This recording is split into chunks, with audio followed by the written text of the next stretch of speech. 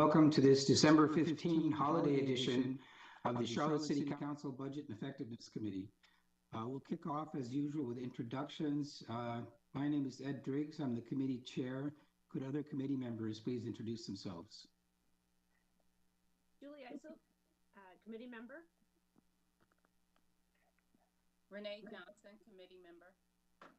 Malcolm Graham, committee member. Great. Could people in the room at 267 please introduce themselves, or 14, I guess you're in? Dimple Ajmera, at large, committee member. Hi. Yeah. Who's in the room? Marcus Jones, city manager. Kelly Flannery, CFO. Ryan Bergman, budget director. Corey Burkhardt, communications. Patrick Baker, city attorney. Lena James, deputy city attorney. Good. Is there anybody on the call or in the room that hasn't introduced themselves? Greg McDowell, city auditor. Hey, Greg. All right, let's kick off then. If we have everybody, we have an interesting agenda today. We're going to talk about the annual strategy meeting, the Code of Ethics policy, and the Citizens Advisory Governance Committee recommendations to City Council. These are all informational topics. I will, I guess, hand over to Ryan. Do you have any comments, or should we hand directly over to the city manager for the annual strategy meeting remarks?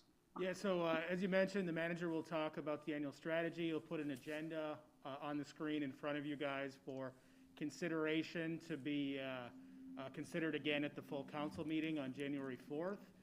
Then we'll have another round of the ethics policy with Mr. Baker, who will talk a little bit about changes and where we left off last time.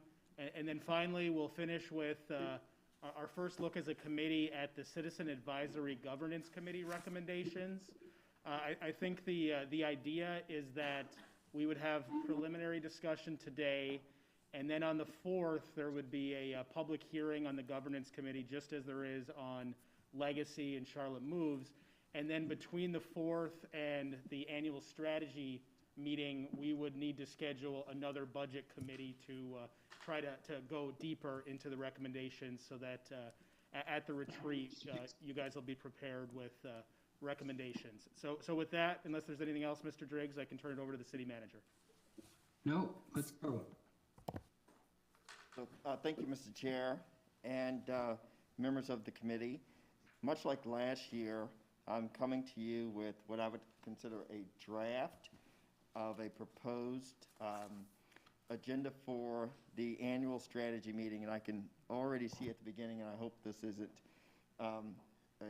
telling me what will happen for the rest of this meeting. We have the annual summit, so it should be the annual strategy meeting, but maybe somebody's smarter than me, and maybe it's better for it to be a summit. I think that with these different changes in times, it calls for us to be able to work together, get guidance from the council to make sure that many of the initiatives that you have put in place are being executed.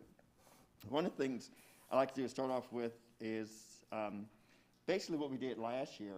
And last year we used the strategy meeting before the annual strategy meeting to talk a bit about safe communities.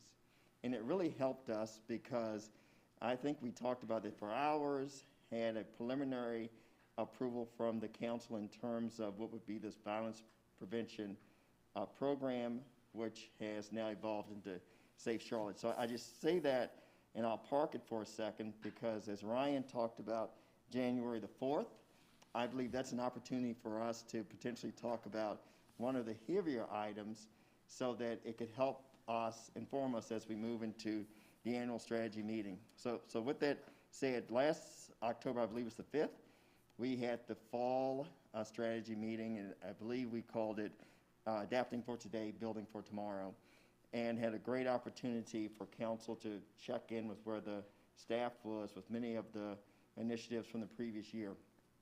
I will say that I won't bore you with this, but we were able to print off the last 4 years of the annual strategy meetings from 2017, where we were in Raleigh, 2018 in Durham, 2019 in Raleigh, and last year in Durham.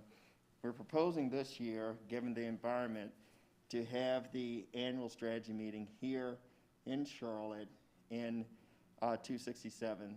But again, the proposal is for it to be virtual, just like the meeting that we had last night. As I looked back over the years, this is the second year of the two-year term, and I believe as a starting point to make sure that those items that were important to the council in January of 2020 are seen to fruition as we start the 2021 annual strategy meeting. So I'll go back to January 4th. One of the things that you won't see in these two days of proposed items is something that's explicit for housing and, let's say, upward mobility. I believe that's a great opportunity for us at the January 4th meeting during the action briefing to talk about what the city has done in terms of affordable housing, as well as some of the concerns around gentrification, but maybe more importantly, a discussion, Mr. Graham, as we start to think about the next $50 million for the bond around affordable housing. So with that said, we would use the 4th to dive a little deeper into those areas, including mentioning a project that would come up for your approval on the 4th Monday in January. So as we go to the two-day retreat, it's much like last year. Our goal is for the council to communicate amongst in between each other, as opposed to having the staff give you series of presentations. So as we start off, we would have a welcome as well as the year in review.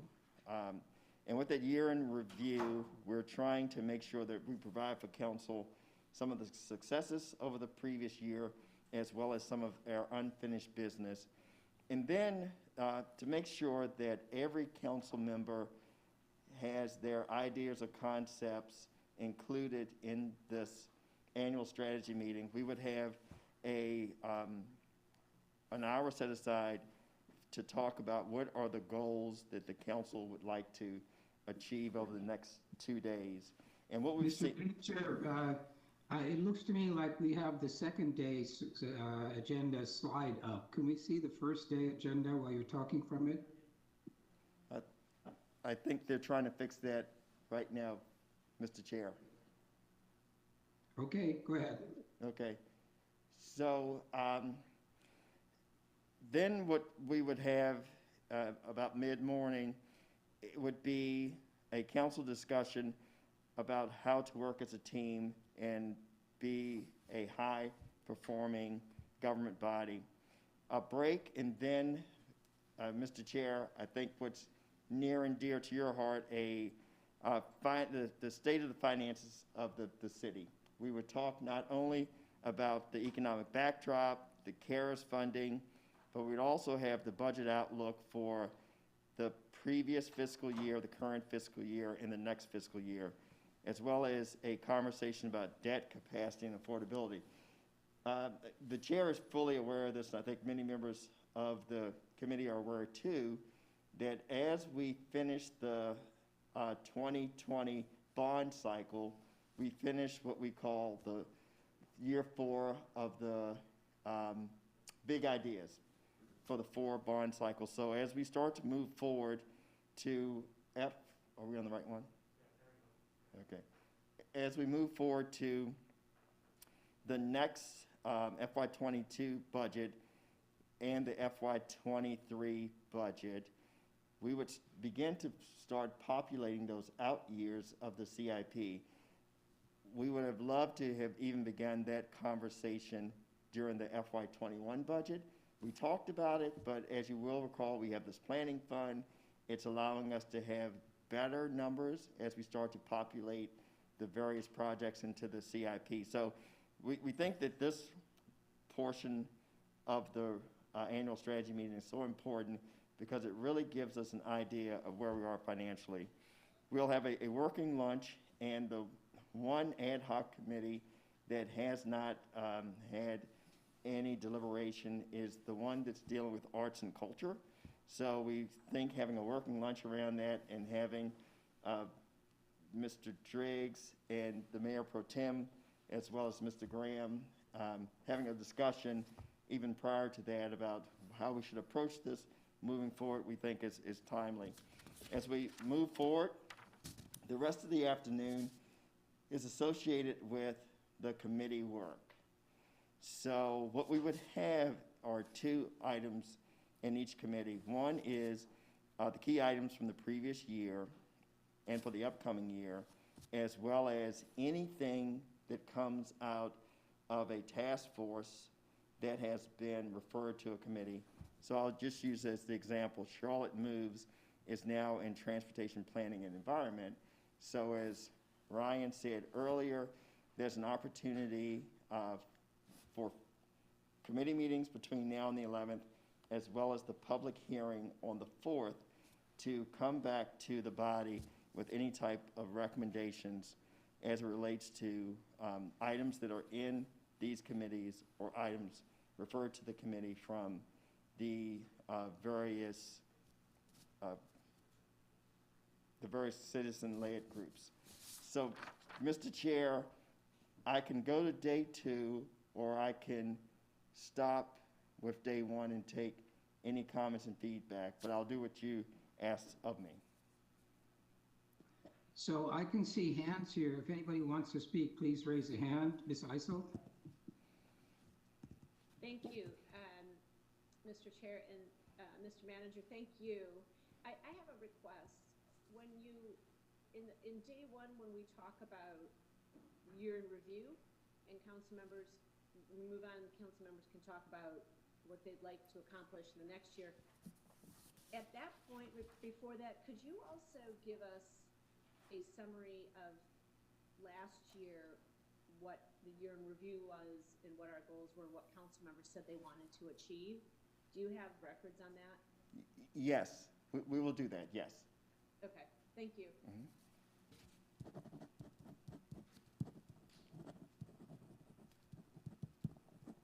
So I guess we go to day 2. That's good. Okay, great. So we'll go to day 2, and one of the lessons learned from last year was that we really didn't have a chance at the very end to get all the ideas that were produced, and we scrambled a little bit for that. So we wanted to make sure that the council is aligned with what was said, what was referred, what was discussed during day 1. So we have this recap, and then the next item would be, once again, for the council to agree on the priorities and assigning responsibilities moving forward. So, for example, in day 1, if there was a discussion about, let me try something not so controversial, maybe it's something dealing with communications and getting messaging out. Is that something that would be referred to the manager to come back with a white paper? Is that something that would go to a committee, or is that something that would go perhaps to a future strategy session? So we just wanted to make sure, much like what the Mayor Pro Tem said earlier, is that if there are some questions from council, that there's some accountability of how these requests can be answered. So that's what's happening at the beginning of the day.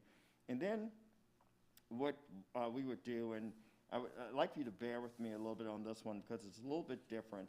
As we start to think about all of the plans that are out there, all the strategies that are out there, we haven't really given council an opportunity to say, what is this most important thing that we should be striving for? You as a council, we as staff, and the community. What's that North Star? Is it opportunity for all people? Is it good paying jobs? And it just helps us as we start to think about the Charlotte Future 2040 or Charlotte Moves or Safe Charlotte. So it's a discussion around that alignment. And then we go into what's more typical of one of these meetings is that how can we then take that input that you've given us from the 11 to 12 o'clock hour and discuss how do we set the stage for how Charlotte Future 2040 connects and aligns with the city's plans and projects. So we would discuss anything from the corridors of opportunity to employment centers to some of our transformational projects. And then after lunch, we'd use the rest of the day for council to discuss an implementation strategy around all of these initiatives that we have discussed over the course of the last day and a half. And then we would end it with how do we have a roadmap to the future with a goal of seeing how we can prioritize the resources to provide this type of opportunity.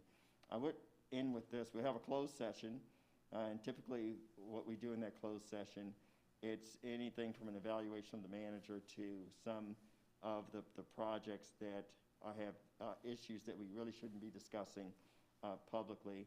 But I would say that as we finish day 2, and staff has struggled a little bit with this, that it kind of ends abruptly.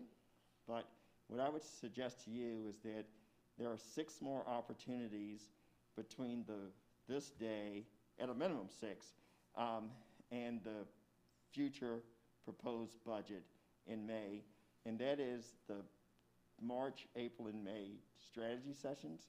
They could be as long as the council needs them to be, and the February, March, and April strategy sessions, and the February, March, and April budget workshops.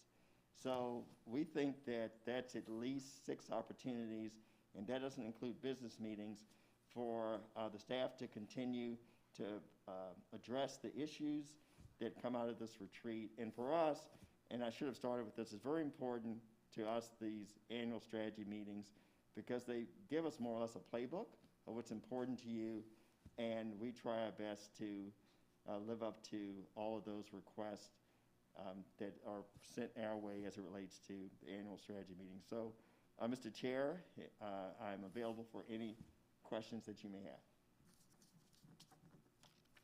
All right, I don't see any hands up. I'll offer 1 or 2 comments. For one, I hope we don't spend a lot of time on what I would call process exercises, you know, the team building and the this, the that. I think the stuff that sticks is the kind of robust conversations on some of our biggest picture kind of policy goals.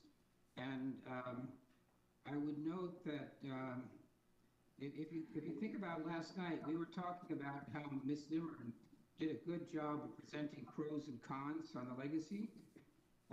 If you look at this agenda, it says demonstrate how Charlotte Future 2040 connects and aligns the city's plans.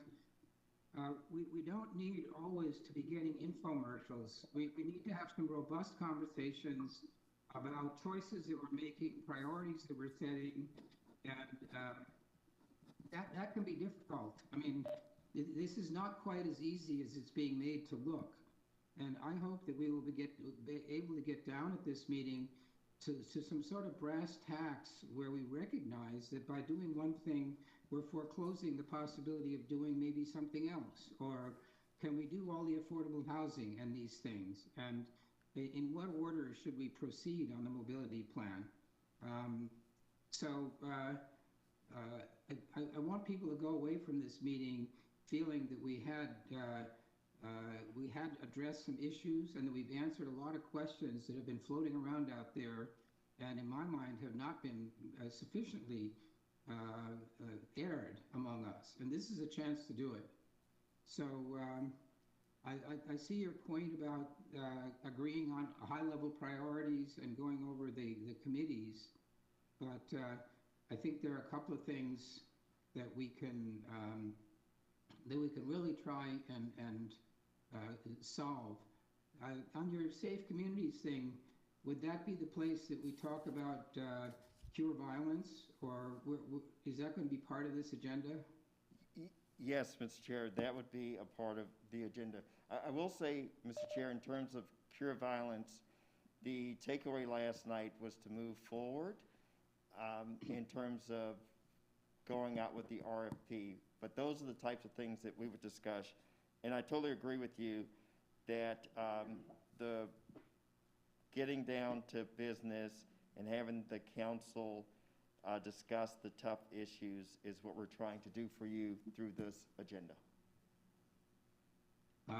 Don't know if other committee members have any input on that, or, I have something to say, Mr. Chairman, but I can't find my hand raiser. So. yeah, go ahead and speak, by all means. Thank you. Thank you, Mr. Manager. I think the layout is extremely well put together. I like the flow of the agenda.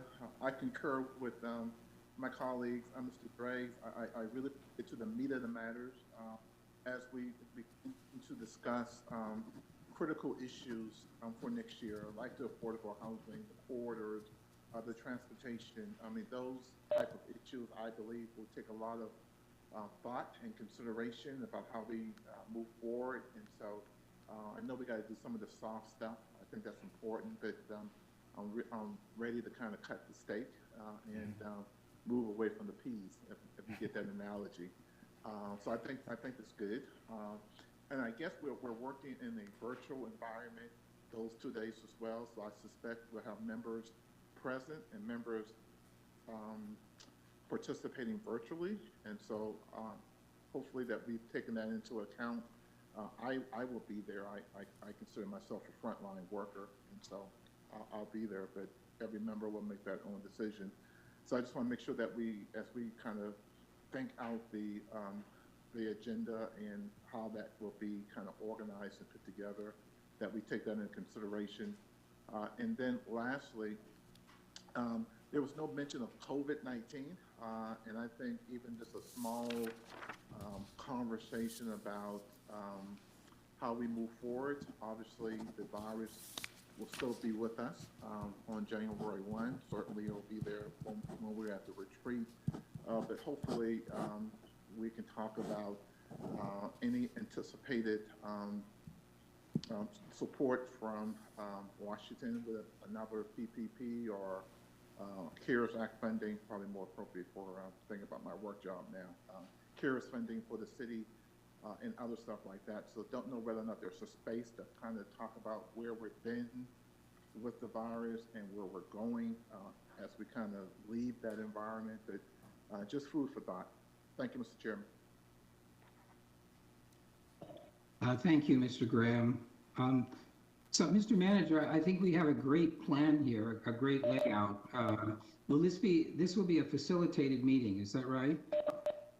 That is correct, Mr. Chair. And for Mr. Graham, we do have a CARE slide on there, but it was more around the funding, so I agree with you. We'll make sure that we expand that to take into account where we are as a city, a state, a nation during that time period. Yes, sir.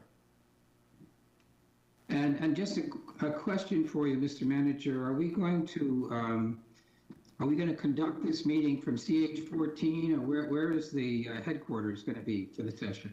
Yes, and so the first thing we needed to make sure we weren't so far off base, and that was coming to this committee today. So as it stands right now, much like other virtual meetings, we would be in 267. As Mr. Graham said, it would be opportunities if anybody wanted to be in the room to be in the room. But anybody who chooses to be virtual, we will make sure all the accommodations for those individuals are in place too. So yes, sir, we would be in 267. And as far as the state law is concerned right now, are we operating on a 10-person limit per room, or what is the current situation? So that is my understanding, Mr. Drakes, but I don't want to be wrong with that. I'm not sure that there's something, a different accommodation for a governing body. I'm just not sure. We've been operating, as you will recall, we opened back up to face-to-face meetings when the governor went up to 25 people in a room.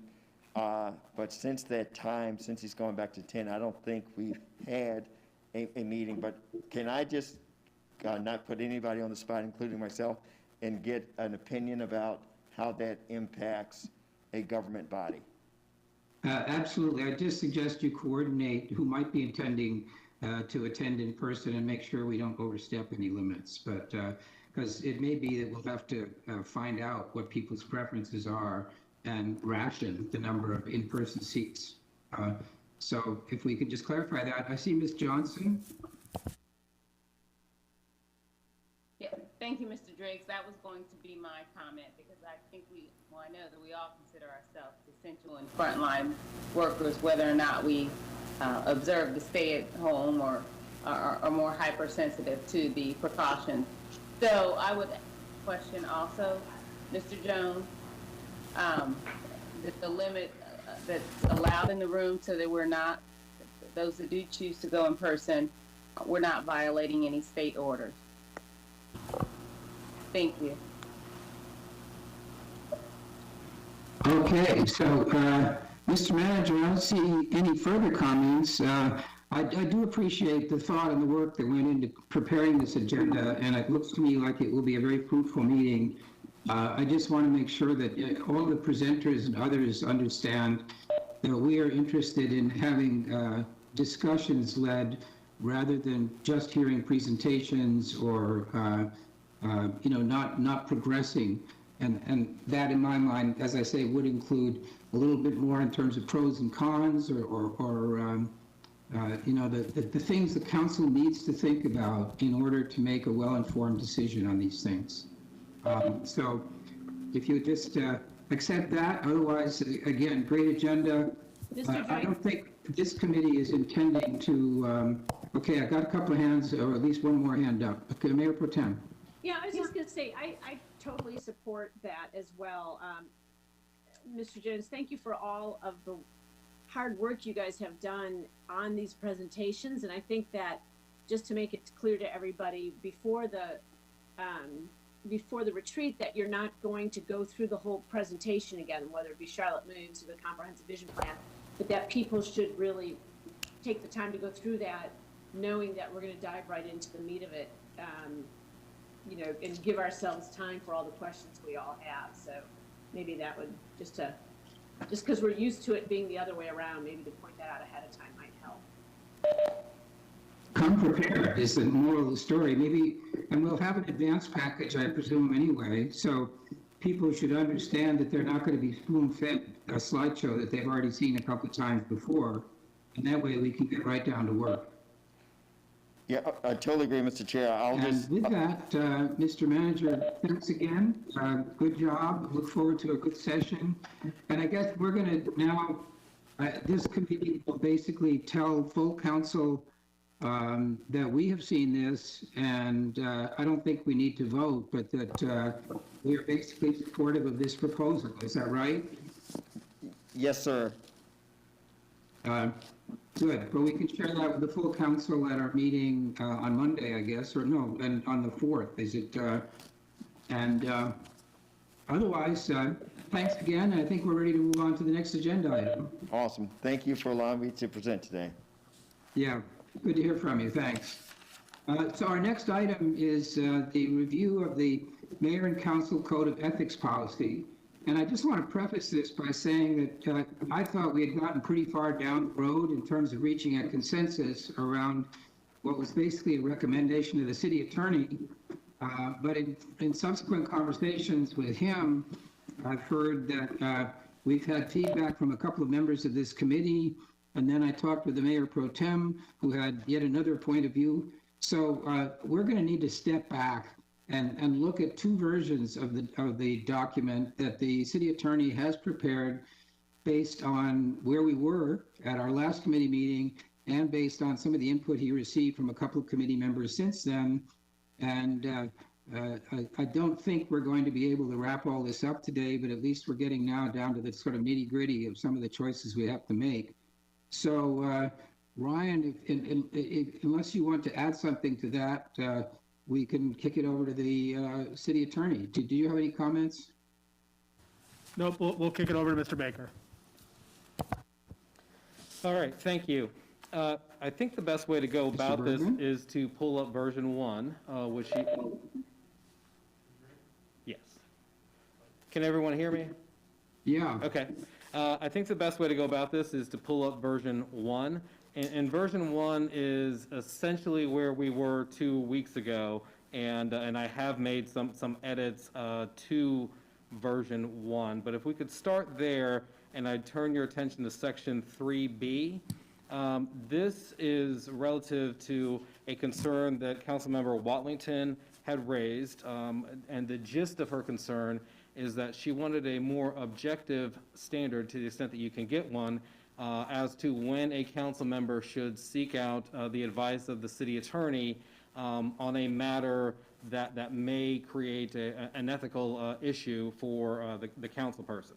And the one piece that I've added is at the bottom of section 3B, and I have had this conversation with Councilmember Watlington, and I think we're in agreement on this language. And you see it there: the mayor or council member shall seek the advice of the city attorney anytime a business entity or real property that has been disclosed on their individual annual statement of economic interest may become party to or is the subject of a business transaction directly with the city. This requirement to seek the advice of the city attorney shall extend further to a contractor or subcontractor of the city, so long as the connection relates to the contractor or subcontractor's business with the city. So essentially, whatever you have to disclose on your annual economic, your statement of economic interest form, any of those entities or properties that you have an ownership interest over, if any of that is going to come into play with a transaction either directly with the city or directly with a subcontractor or contractor of the city on the subject matter of what that entity is working on with the city, then you need to have a conversation with the city attorney. And one of the things that we will be recommending as it relates to this statement of economic interest is that council consider adding to that statement a requirement that the city council members disclose their source of income or employment. Anything over, and what we put down here is $5,000 that you anticipate you'll be deriving income from during the year, that you disclose that entity on your form. So that way it covers your employer or a somewhat major source of income that is coming to you, and to have that included in the statement. So I'll stop there to see if there are any questions about the changes in section 3B.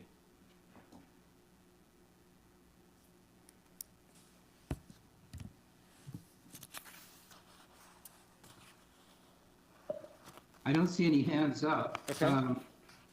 Can we, is it practical to include the requirement that people who contract with the city contact the city attorney on this question? I mean, is that enforceable, or how would that work in practice?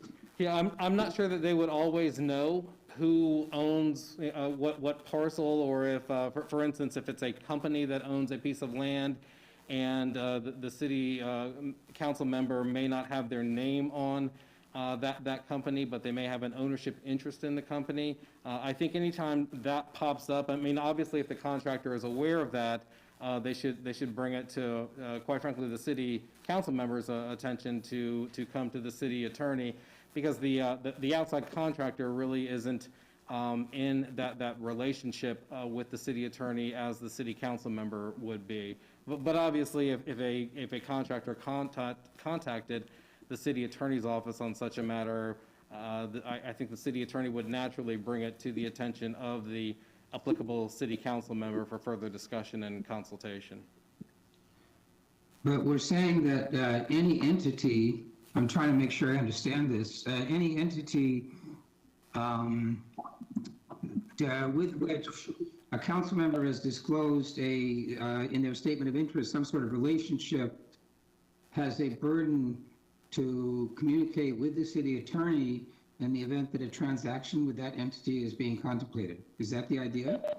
The idea is that if the city council member is in contract with a city contractor or subcontractor on the subject matter that is a transaction with the city, that would be included as well. So it's not a situation where a city council member would be able to stay silent just because they weren't involved in a direct transaction with the city. It would also be if they're involved in a direct transaction with a city subcontractor, the city council member shouldn't be silent there as well. And that's the point of that last portion of the sentence, is to make sure that the council member understands that dealing with the city or a contractor of the city, when that contractor, on the subject matter of a contract between the contractor and the city, that should be. And that gets back to what's in your charter, section 8.101, which prohibits city council members from doing business directly with a subcontractor of the city. All right, so what it says is the requirement to seek the advice of the city attorney, the requirement that the council members seek the advice of the city attorney shall extend further to a contractor, right? Yes, and I can clear up that language. Interpreted to mean that the contractor is required to seek the advice of the city attorney. Yes, I do see your point there, Mr. Driggs, and I can clean up that language to make it clear that this is the requirement of the city council member and not the contractor or subcontractor. All right, so committee, any comments or objections, or can we roll forward with this? Ms. Ajmira? Yes, thank you, Mr. Chairman. So I think this language will clear up any confusion where we had a situation earlier this year, whether someone should seek city attorney's advice or not, because this includes all sources of income over $5,000 that we have to disclose in the economic interest form, and then ultimately that's tied to this. So I think this really clarifies the disclosure requirement.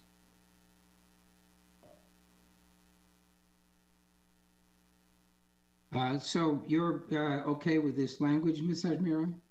Yes, I am. And so, Mr. Attorney, the note about the 5,000 is at this point just a recommendation. So would you incorporate that, or would that be separate from this policy, or where would the disclosure about income come in? Policy. So at the same time, if you made any changes to the policy, I'd recommend that be included in the revision as well. Right. So would that get incorporated into this language in 3B, or where would we actually? It would be you would actually be changing the disclosure form, which is a supplement to this document. We could add it into 3B, but the point is to change the disclosure form to require there would be a line for the entry of employers or source of income over $5,000. And there's no disclosure requirement other than the fact that it's in excess, right? We're not talking about disclosing what the income is. It just says anybody from whom you derive more than 5,000. That's correct. We're not looking for the number, just looking for the fact that of your sources of income. And what about investments? Could you just sort of say generically, I have a stock market portfolio, or I have a private equity investment, or whatever? What kind of disclosures would investments entail? Yeah, I certainly can look at that. I'm not sure if that's included in the disclosure form. In terms of what I was putting out here, I wasn't contemplating that would include investment income. But we can take a look at that, because I really just focused on getting the sources of income on the disclosure form. But we can take a look at that as well. But right now, that's not recommended, that you would have to disclose stock interest that would be accruing to you. I mean, I think we capture otherwise investments that in companies with which the city might be doing business. So this is really just, if you get into the broader topic of income, anybody that has a stock portfolio might have $5,000 from that source. Okay, without further comment from the committee, let's move on down here.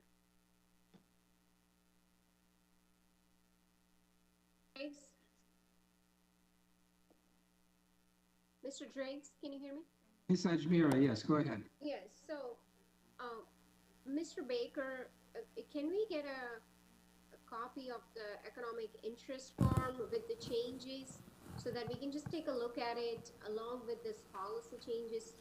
And if you have any additional questions, we can reach out to you. Yes, we will get it to the committee. Okay, thanks. Okay, go ahead, Mr. Baker. All right, so turning to page 7, and this is section D. And what's in here is essentially what you saw 2 weeks ago with a couple of changes. And as we've gone through some of the complaints that we're dealing with now and conversations that we have had, and those conversations are ongoing with outside counsel, we want to introduce to you the phrase prima facie allegations, and that phrase will appear in section 1D, and that's the last sentence. The facts set out in the complaint, if true, must be sufficient to establish the alleged violation, hereinafter referred to as a prima facie allegation. That is a heightened level of initial review that would occur for the complaint. And as you see, the initial level of review simply is just to make sure that the complainant identifies themselves, identifies the provision that has allegedly been violated, and then there's language that says state with specificity the facts that form the basis for the alleged violation. But one thing that was sort of left out of that is whether or not the facts, if true, would actually support a violation or not. And without that there, and keep in mind that the policy also provides for the outside counsel to make a determination about whether the complaint was frivolous or actually states a claim under the policy. Rather than have outside counsel do that review, this change would allow the city attorney to do that level of review. And it's not the city attorney actually doing an investigation of the evidence to determine truth or veracity of the complaint. It's simply to look at the complaint and be able to say, if all of the facts that have alleged are true, would that actually make a violation under the policy? And I just feel like that should be something that should be part of the initial review before it gets out. It doesn't make a lot of sense to me to hire outside counsel to then tell me that the complaint doesn't even allege facts that, if true, would constitute a violation of the policy. So that's the addition there, and you'll see the term prima facie allegation in a couple of spots in section D, and the gist is that we're simply adding that additional layer of review to the initial review that would occur, and that would be done by the city attorney's office going forward. As you get down to subsection C, once the city attorney determines, if the city attorney determines that all of the boxes have been checked in terms of that initial level of review of the complaint, and that in fact the complaint has allegations that, if true, would constitute a violation of the policy, my recommendation then would be to make that presentation to the city council, and the city council then has the opportunity to determine how it wants to handle the complaint based on the nature of the complaint. You could make, and I've listed a few options here for the council. You could you refer the complaint for additional consideration or mediation by the full council or a subcommittee. You could refer the matter to an appropriate regulatory or law enforcement agency if it's appropriate to do that, or you could do the full independent outside counsel review that exists right now. So that's the gist of version 1, is that it's a two-stage process. The city attorney has a little bit more latitude to actually make a substantive review of the complaint, but there's not an investigation that's being done by the city attorney. The city attorney would then bring that information to the council, and the council would make a decision about how the complaint should be reviewed from that point forward, keeping in mind that ultimately this is going to be back in the council's hands to determine whether or not you want to issue a resolution of censure against one of your colleagues. There's not an independent body that's going to make a decision as to whether or what the sanction is, or whether or not there's been a violation. There's just an independent body that would do the investigation and then present the results of the investigation for the council to make a determination as to what it wants to do. So that's where we are with version 1, and I can stop there and take any questions about version 1. Ms. Ajmera.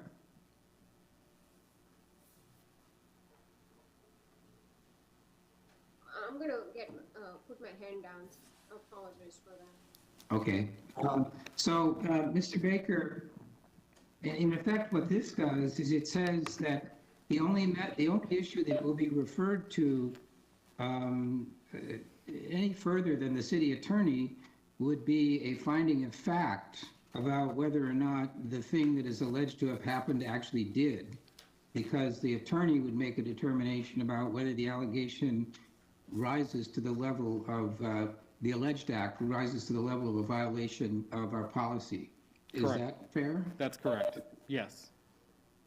And then, as you're proposing, at that point, it would be referred to council, and this is in line with conversations we've had before.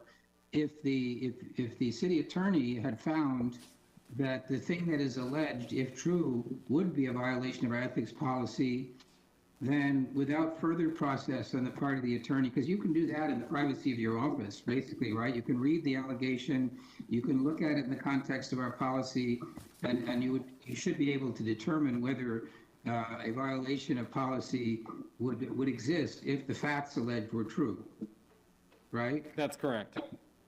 So, okay, so this is a little bit of an evolution of where we were before. And does this then reflect, this is simply an update of the draft that we had talked from in our last meeting, and your second draft would be the one that takes on board input that you got from council members Johnson and Ajmera. Is that right? That's correct.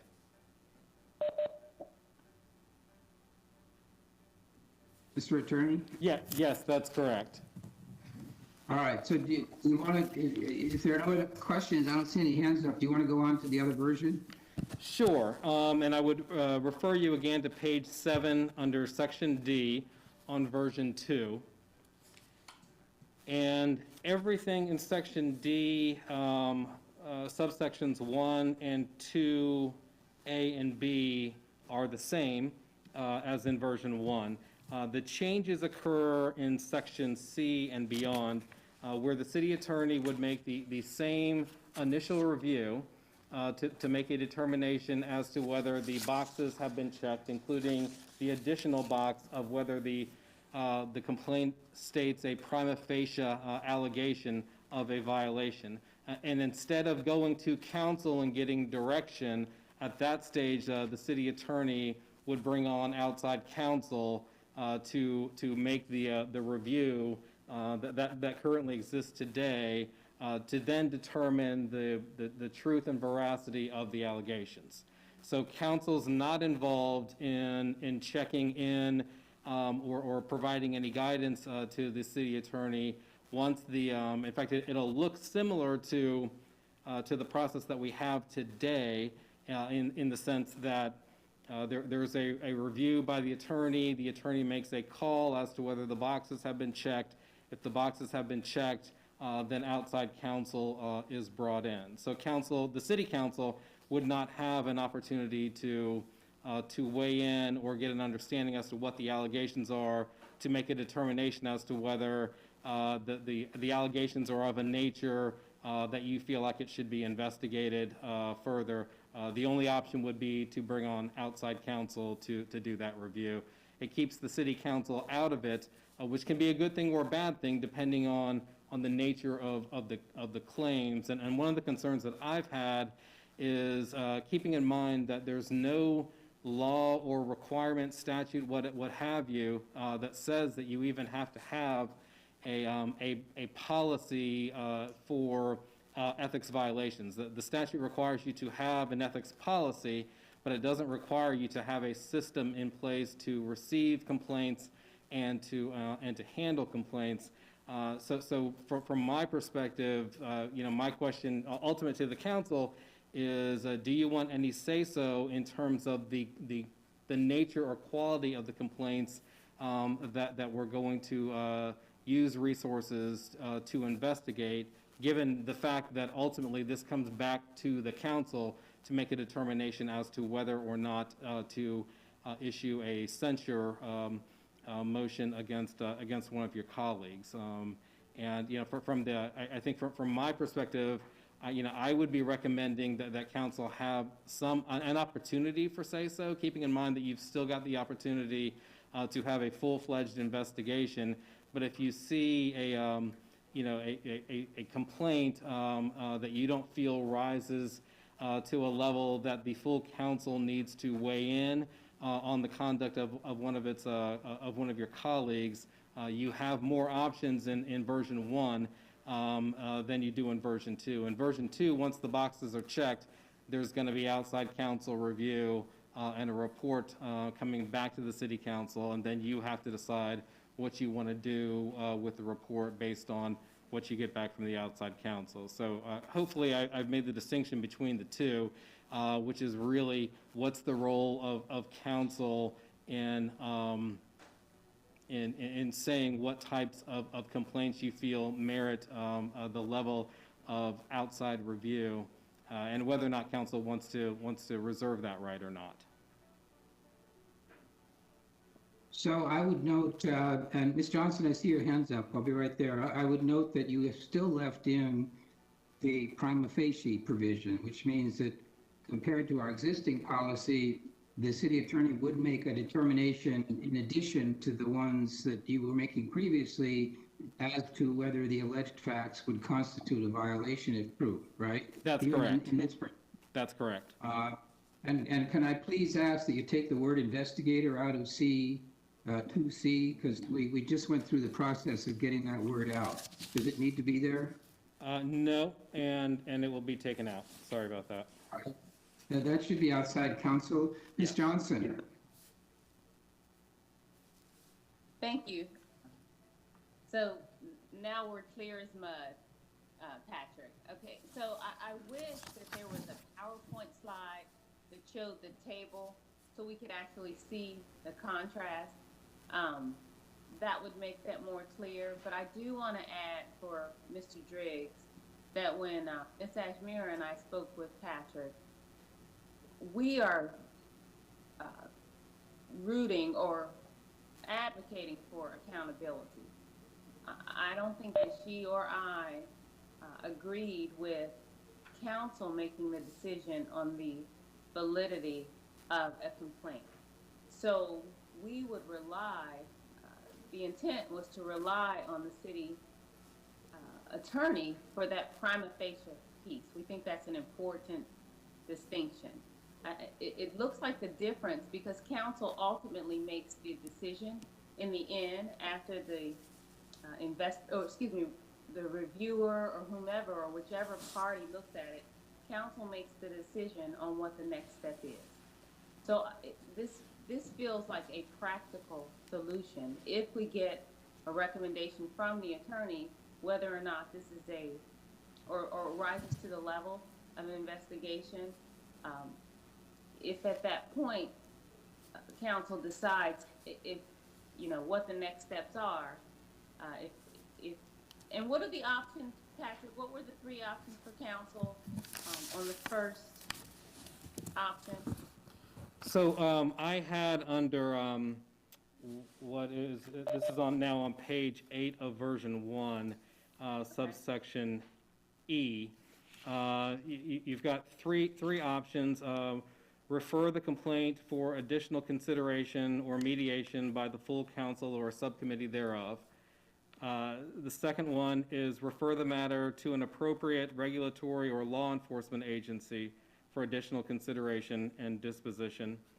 And the third is to refer the complaint to the independent outside counsel, which is consistent with the process that you have now.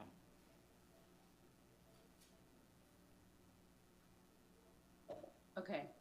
So, Ms. Johnson, if I tried to encapsulate the contrast here, the biggest difference is that in the old version, after the city attorney screens for proper submission and for a prima facie complaint, it goes to council, and council then makes this choice about whether or not it goes outside.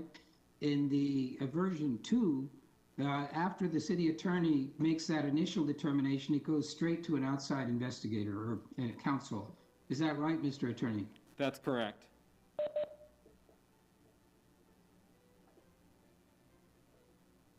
Mr. Attorney? Yes, that's correct. And then the version before our discussion with him, I think right now, a couple weeks ago, it was without the prima facie, the city attorney would receive it, and then council would decide if it rose to the level. Is that correct? That's correct. That's what's in version 1. Well, that version 1 version 1 did not have the prima facie thing in it the last time we looked. So, Right. So the thing we discussed about before has evolved to the extent that this notion of a prima facie determination has been introduced, which does provide an additional filter to the extent that we will not send outside something which, in the opinion of the city attorney, would not rise to the level of a violation of our ethics policy if it were entirely true. Right? So only in the situation where you would stipulate as to the allegation and that would constitute a violation, is there a referral? That's an amendment to where we talked about before, but then the alternative, based on, I think, the conversations that the city attorney had with you and Ms. Ajmira, the alternative says, no, we do not go to council after the city attorney does that initial review and satisfies the prima facie requirement as well. We go straight to outside counsel at that point. And I think, Ms. Eisel, you and I talked, and it might be useful if you put in your opinion here. I had my hand raised for that. I just feel like there's, it's a pretty big contrast between the two options. And I like the idea of the city attorney first having a look at it and saying, if it's true, it isn't a violation, regardless. So that prima facie step. But then I just have a problem with it going immediately to outside counsel because of it just feels like overkill for things that we know are going to come back to us and we don't do anything about anyway. But the other step of that is going to full council. I really struggle with that. I would rather see it go to either a subcommittee or an independent committee, and we've got our civil service board, we've got our community relations team.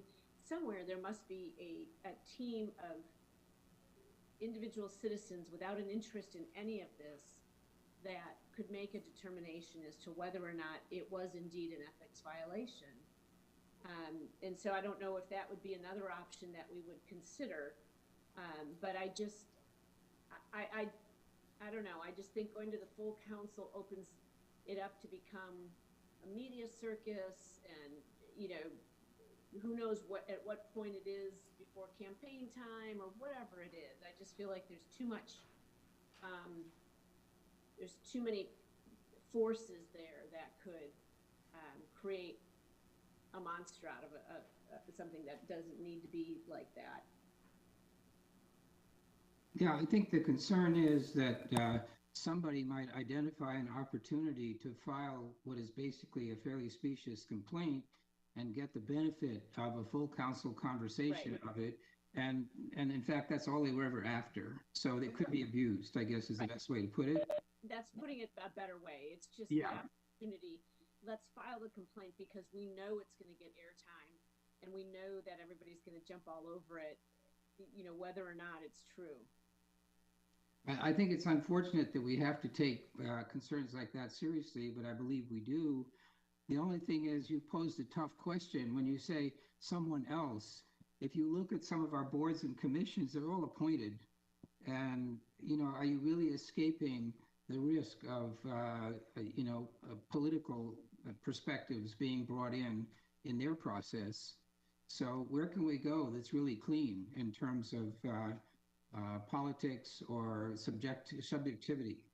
Well, I mean, we have other committees that do other things, and I think, certainly the Civil Service Board and the Citizens Review Board take that very seriously. We have worked hard to try to neutralize that kind of an impact 2 councils ago, at least, by making sure that we had a certain balance to those boards, that it did indeed rotate so that everybody didn't roll off at one time, i.e. when there's certain things going on, in the community. And if you give it to a board that already exists, they have other duties as well. So I think that helps to neutralize what you're talking about, which could happen. Mr. Okay. Question, I'm sorry, if I can. Yeah, I just wanted to comment, Ms. Johnson, we need to try and reach a consensus here. We've got another agenda item. And so by all means, go ahead and speak, but I hope we can find a way to wrap this up. Because I wasn't, I don't think I was in the last meeting when this was discussed. Wasn't the discussion initially no, I was there. The recommendation, it was voted on, Ms. Ashmira wasn't there, that it went to council?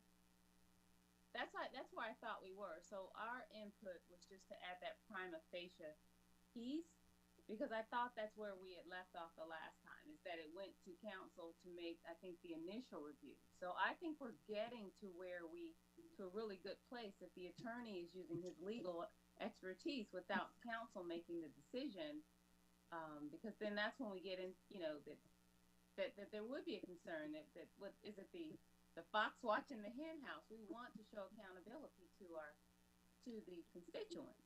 So the attorney to make the review, and then if it's counsel to, after the attorney tells us, yes, there's some legitimacy, at least we have that guidance, that we would take the action, because we make the final determination anyway. So, but I like Ms. Eisel's suggestion. Also, I thought I had mentioned that before. We took an ethics training from a UNC professor. So if we bring in ethics professionals or people like that to really take a look, that's something that we could look at an ethics committee. So there wouldn't be any political appointees or anything, but if we bring in, there's training that we're required to through the state. So we brought in people like that to take a look, whether it's, 1, 2, or 3 people, that might be an option as well. So just to clarify, your understanding was correct, right? We were on track and had, I think, established a consensus, a majority view at least, in committee, that the way we wanted to go was to refer it to council and let council decide whether the additional steps should be taken to go to outside council or those options B and C, as indicated in version 1. That was kind of where we left off. And then I thought partly as a result of input from you, we came back to saying, no, we should just let the city attorney do his work and then send it straight to somebody outside without that council step in between. And so that's the question. The question is whether or not before it goes to somebody outside, an outside council, city council should be told what it is and have the option to make a couple of these choices that are indicated in the draft. Those are the choices. Does city council look at it before somebody on the outside does or not? I think that as long as the city attorney is making the decision for the legality and the policy, because it's up to city council in the end to decide on the sanction or whatever, the next steps anyway. So, and I know that the concern is spending money with an outside reviewer for what we don't want to call frivolous, but for, non-valid complaint. So if we know that something is valid, we have the accountability to the public that it's been determined this is a valid complaint. So I would trust city council, once that determination is made, to make a transparent. So I think I hear you agreeing with version 1. Is that right? Well, I guess it's one today. But Yeah. It's today's version 1. Ms. Today's version. Ajmira, Yeah, I think so. What do you think, Ms. Ashmira? I'm sorry, Mr. Driggs. So there have been many changes since the last time we saw this. I agree with Ms. Isolt. She mentioned how if it's just after the first initial step where city attorney reviews it, and if it just goes to the city council, it just gets the airtime. Should really city council be involved at that point, or should we just go ahead and send it off to the third party for review, for further vetting? So I think that's an important point for us to consider, and really remove that subjectivity and then that politics part of it from the process. And I know that was what our predecessors had intended for the current process that we have. I know, but that took away what city attorney could and could not do, unfortunately. Well, with this version, it gives city attorney a little bit of more authority to review the complaint and figure out if it's frivolous or not. If it doesn't violate any policy, then it doesn't even go to the next step. So I guess I'm trying to understand from Mr. Baker.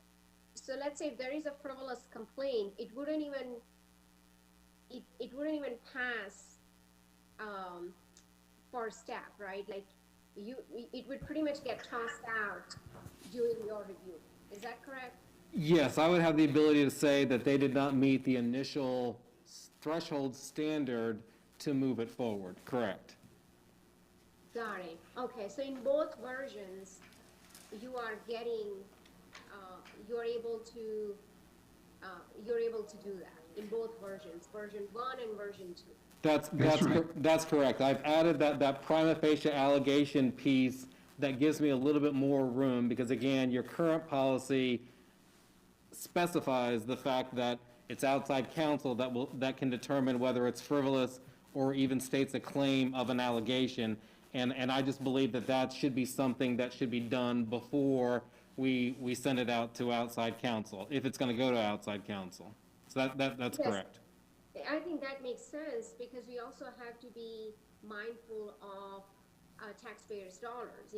If each time we have to hire this third-party reviewer, whether a complaint is frivolous or not, it's not a good use of our taxpayers' dollars. So I'm glad we are including that step in both of these versions, and then only the valid complaints will go to the second stage.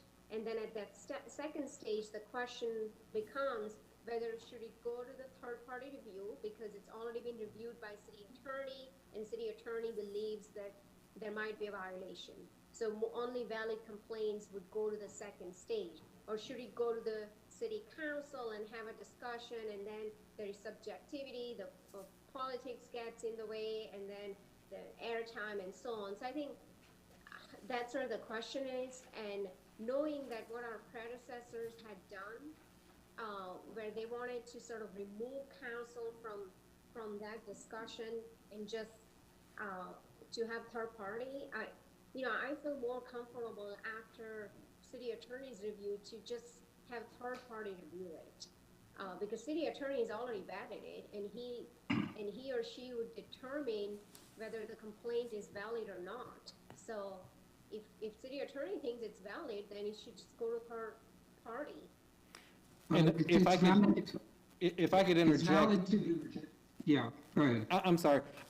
When I hear city attorney has determined that it's valid, I'm concerned about that language, because at most what the city attorney would make a determination is if the facts as alleged are true, that would be a violation of the policy. So I'm not, when I hear valid, I've made a subjective determination that what has been alleged is the case. And that's not what's happening. It is, because that's where some other entity would need to look at the truth of the allegations and determine what, and that's where you do the evidence-based review to make a determination. I think at that point in time, once you've reviewed the evidence, you'd be in the position to say whether the complaint is valid or not. Got it. So it would be sort of an investigation that will occur with our third party. That review, correct. Okay. Yeah, review, I meant. Okay.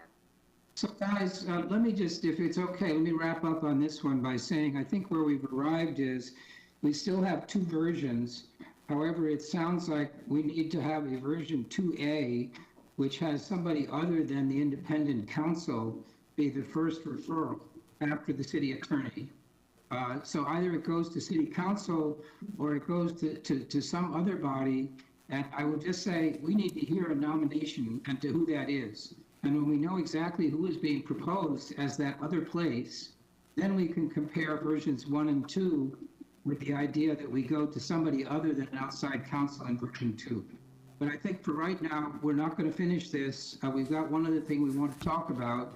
So, Mr. Baker, could you just follow up and try to establish who the other person might be that we refer it to if we didn't refer it to outside counsel? And we'll have one more conversation comparing version 1 with 2B. Okay. Mr. Driggs? Yeah. Can I just, if I'm the only one who felt that way, I do think that what Ms. Eshmira said is right, that just the more I think through this, having that first step added would weed out a lot of this anyway. And I don't, Patrick, you probably have a number in your head of how many of these things even would have gone on to outside counsel had you had that ability. It's probably a pretty small number. So that in itself might take care of the issue. If then it goes through you and then it's determined if it goes on to outside counsel. I don't like it being aired at the full council. So in effect, let's see if we have a majority view on this. In effect, we would go back to a policy like the one we had before, with the additional provision that the prima facie determination would be made by the city attorney. And if that found that the allegation, if true, would constitute a violation, then it goes to outside counsel. And the hope is that the first review by the city attorney filters out a lot of the nonsense. We avoid a council conversation about something which might not actually have substance. So do we have a consensus about that? Can we agree on that today? Mr. Graham? I'd be okay with that. I agree. I'm just ready to get to the finish line on this one. You're what? I said I agree with what you just stated, and I'm hopeful that we can get to the finish line sooner than later. All right, so do I have a motion in favor of version 2?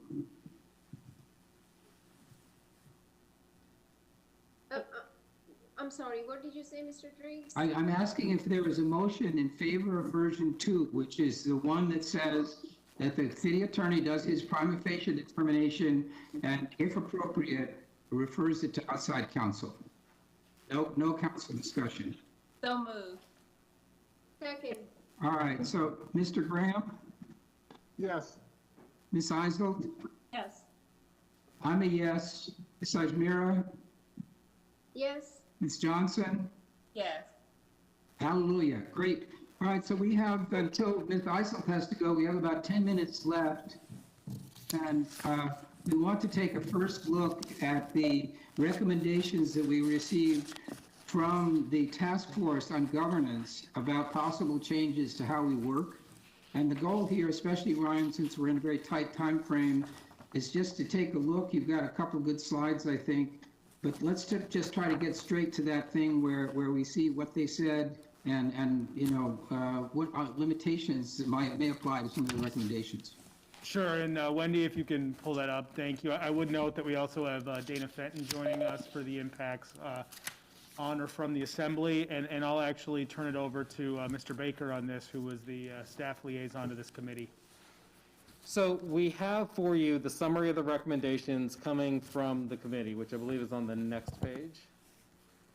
And you see there the proposed recommendations, 4-year terms, staggered elections, 2 term limits if you go to 4-year terms, nonpartisan elections. Right now, you've got the partisan elections, adding a district representative and removing an at-large representative, and increasing the mayor and council compensation, and then an update to the policy guidelines when considering redistricting. And that's when you get the information back from the census, and you're required by law to make sure that there's a balance in your districts going forward. That change that you make every 10 years, if assuming the population growth patterns in your community require that. So those are that's the summary of the recommendations that are out there. Obviously, we weren't able to have our public forum yesterday, so we don't have the input from the community that I think you were expecting to have by this time today, but that's set for January the 4th, so we'll have that information going forward. If we go to the next slide. Well, and actually, let me just ask you, Mr. Driggs, do you want to just park it on that slide? We did send this to all members. They can look through in a little more detail. If you wanted to just park it on that overall slide we were just on and discuss there, or do you want to keep going? Let's go back to the overall slide for a minute. So I'm concerned about time here. I just want to communicate to committee members. And by the way, I see some hands are up. So if you're not intending to be called on right now, take them down just so I'm sure. Mr. Graham, your hand is up. Do you want to speak? Yeah, I wanted to speak to some of the recommendations that I saw before we moved on, and just wanted to thank the committee for the work that they did. I thought they did really great work, and the recommendations are compelling. I do have heartburn on at least 2 of them that I believe needs a whole lot more consideration and deliberation. One is the nonpartisan election. I just not on board with that at all. And then secondly, the reduction of the at-large and the addition of another district representative. Obviously, I guess we can play with that a little bit more as we move forward, as we think about redistricting based on the census. That may be a way to do it, but I just wanted to kind of bring my voice to at least the nonpartisan revision of how we're elected. I just don't see a need to try to fix something that's not broken. I think there was bound to be a lot of discussion around that. The other thing we'll need to consider in this committee, and we're going to spend a little more time on it at our next meeting, is issues like, what does the timeline look like if we want to take these actions, and what approvals do we need? So as a practical matter, which ones are likely to be available to us and which ones aren't? What can we decide? So the goal is, I think Mr. Baker will not attempt this right now in a very tight time frame, but the goal is for us to consider the recommendations and then put them up against some of the constraints about, say, an approval from the General Assembly, the referendum, timing. We have some latitude on issues like compensation to take action. If we did, when would it be effective? I would suggest at the next election. So maybe, do we all have these slides, Mr. Bergman? Yes, they were sent by Lauren Livingston before the meeting. All right, so committee, if we could just come to our next meeting having read this stuff, the idea is that we would then go to full council. Actually, the mayor had mentioned at the retreat, so perhaps during our committee time slot at the retreat, if we could be ready with an interpretation of the advice that we got from the citizens group, I think that's as much as we can accomplish today. Ms. Johnson, your hand is up.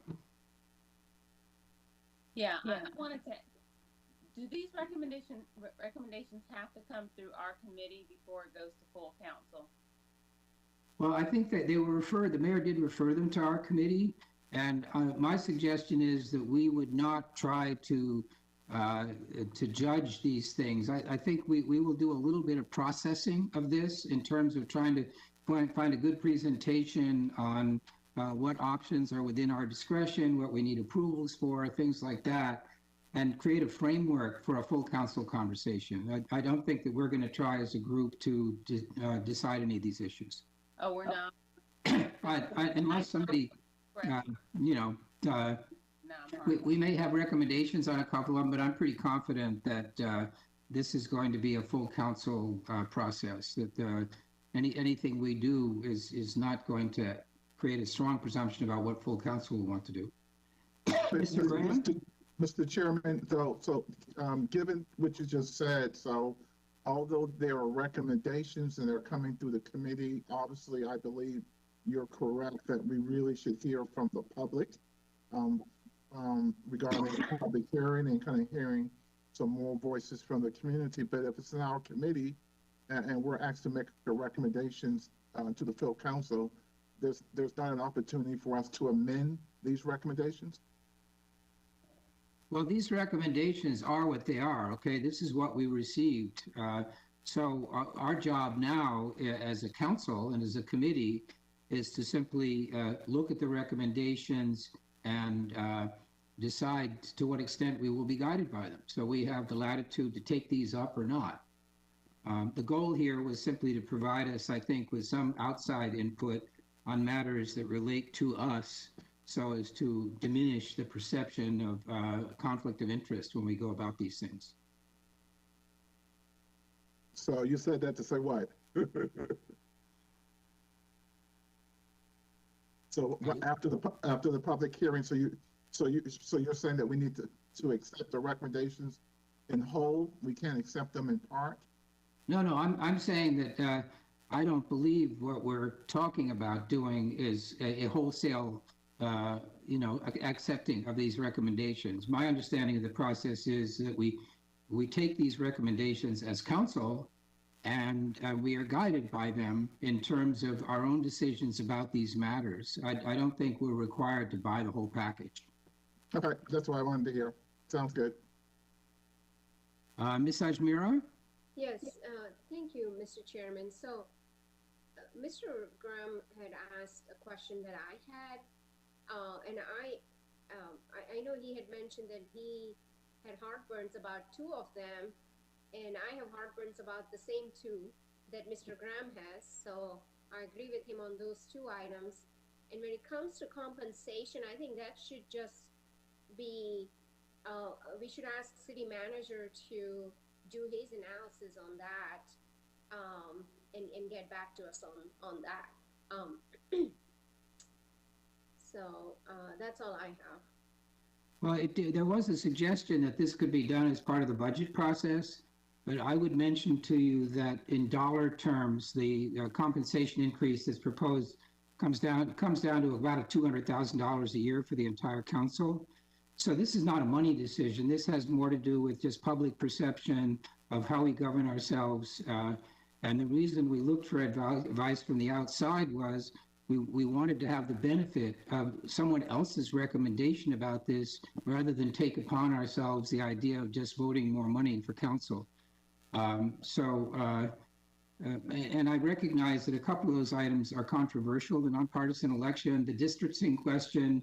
The whole districting issue is on a timeline that follows the completion of the census and extends out for a year or two beyond that. So that's why I'm saying I think what this committee can do is take a closer look at these recommendations and perhaps come up with some analysis or comments on individual points in the package, and then council consider about which ones we may want to take up for action. That's my view of where we are on this. Yes, so I understand, Mr. Drakes, where you're coming from. What I'm saying, especially when it comes to any budget item, I would like our staff's feedback on that before I can decide on that item. I would really like staff's expertise on that recommendation and see what their analysis is, and and what we are looking at in terms of the impact. So if we can at least get their analysis on that item, that would be great. Okay, and I think we can do a little more staff work in terms of comparables and things like that. There's some in the report that we got, but I think we can ask the manager what the impact would be on our budget. Again, I wouldn't suggest that we make these effective any sooner than the next election cycle, but we can get the message to staff that we want to understand the budget implications and get their input on the subject. Ms. Johnson, did you have something else? Okay, so seeing no further comments, do we have a next meeting scheduled, Mr. Bergman? We do not. So the plan would be for December 4th to get the public, January 4th to get the public feedback. And then that week, we would try to have another meeting where it would either be entirely the governance committee's recommendations, or mostly we may have one other thing on it. But the idea would be you'd be dedicating most of that meeting to some of these questions. And to answer your earlier point, I don't get the impression that you have to make a recommendation on everything. I think it's what you would like to do as a committee to provide a lens for the full council at the retreat. Right, so I suggest that we meet again on the 5th of January, which is a Tuesday, during our usual sort of 2:30 time slot. Does that work for committee? One problem with that is Mr. Baker actually has to meet with the Civil Service Board. They let us know, so we were going to try to find another time that week because he's working on another topic for City Council that day, that afternoon. Okay.